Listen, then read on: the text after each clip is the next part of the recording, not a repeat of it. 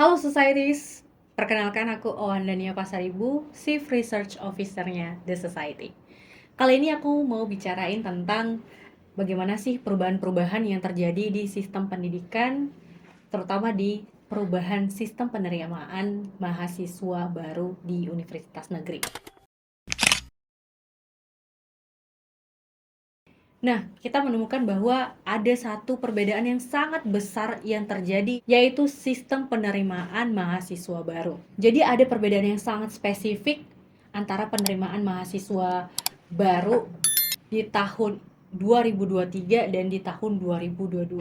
Kalau di tahun 2022 itu masih ada ya tes potensi akademik yang berhubungan dengan mata pelajaran seperti kimia, biologi, ekonomi, geografi. Tapi untuk tahun 2023 sepenuhnya tidak ada lagi mata pelajaran. Yang diujikan hanya TPS saja. Kalau bicara kenapa sih kenapa sih cuma TPS-nya doang? Jadi menurut pertimbangan Kemendikbud bahwa setiap orang itu terlahir dengan kecerdasan kognitif, di mana kecerdasan kognitif ini adalah sesuatu hal yang natural dan dapat diasah tanpa harus dihafal. Kalau kita mengkaji dari segi mata pelajaran seperti biologi, kimia, ekonomi, geografi, itu banyak sekali sesuatu yang harus dihafal. Nah, hal-hal itulah yang sangat ingin dihilangkan oleh Kemendikbud, dan Kemendikbud sangat ingin para pelajar itu menjadi pelajar yang kritis dan dapat berpikir cepat tanggap. Jadi sia-sia dong mata pelajaran yang ada di sekolah. Sebenarnya nggak sia-sia. Jadi kan kalau misalnya di universitas itu ada 3 jalur penerimaan, jalur prestasi, jalur tertulis, dan jalur mandiri. Nah, di jalur prestasi sendiri itu semua mata pelajaran dijadikan tolak ukur. Jadi kita nggak bisa bilang bahwa mata pelajaran sekolah itu tidak ada membantu sama sekali untuk masuk universitas.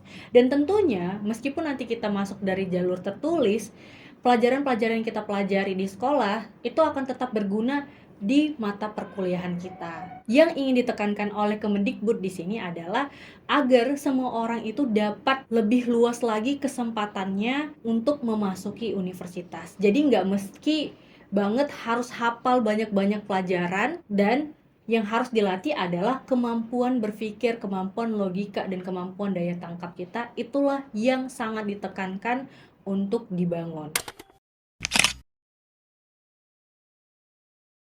Kalau ditanya dari segi soal, apa perbedaannya? Perbedaannya adalah, kalau dulu ya, sama seperti yang dikatakan oleh Kemendikbud, dulu itu soalnya tetap memacu kepada hafalan. Contoh, ditanyakan jenis-jenis gula. Nah, kalau sekarang, nantinya bakal ada kasus, lalu ditanyakan pendapat kamu dan pemahaman kamu terhadap kasus tersebut. Tidak lagi hafalan. Lagi-lagi ini adalah kemampuan logika kita berpikir.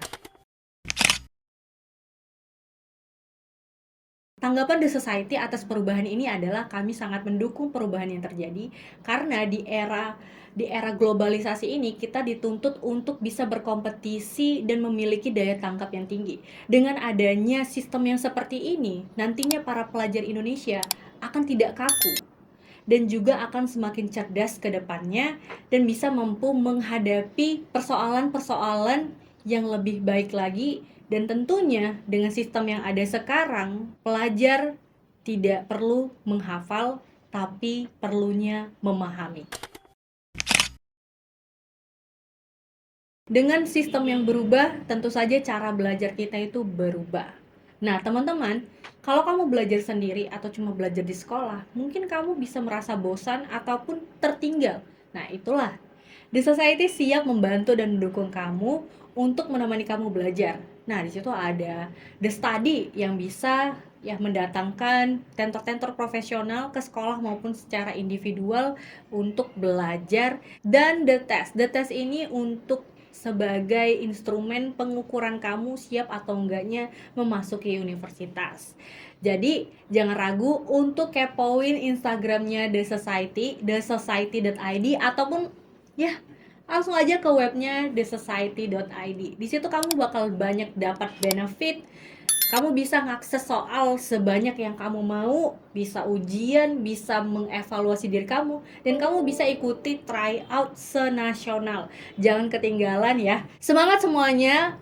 Meskipun ada perubahan, kita harus tetap bisa mengikuti perubahan tersebut. Karena kalau kata Charles Darwin ya, orang-orang yang tidak bisa mengikuti perubahan, dia akan mati. Nggak mau kan ya?